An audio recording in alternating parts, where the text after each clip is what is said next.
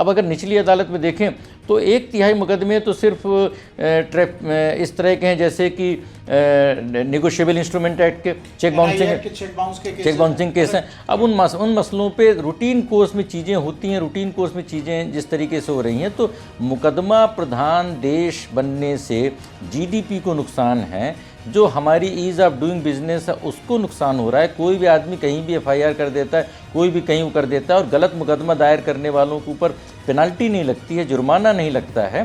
तो इसलिए supreme court से अगर ये पहल हो, क्योंकि सुप्रीम कोर्ट देश की सर्वोच्च संवैधानिक अदालत है, ये अपील कोर्ट नहीं है, और यहाँ पर आपको अपने पॉइंट को 1 पेज 2 पेज 3 पेज से ज़्यादा बनाना ही नहीं है, क्योंकि फैक्ट्स यहाँ पर एक इंटरेस्टिंग बात यह है कि हर एडवोकेट ऑन रिकॉर्ड को एक एफिडेविट देना पड़ता है कि उसने कोई नया फैक्ट यहाँ पर लेकर के नहीं आए। तो जब आप नए फैक्ट लेकर के नहीं आए तो आपको ये बताना है कि क्वेश्चन ऑफ लॉ क्या है, और उस क्वेश्चन ऑफ लॉ के बेसिस पे आप उसको डिसाइड करें।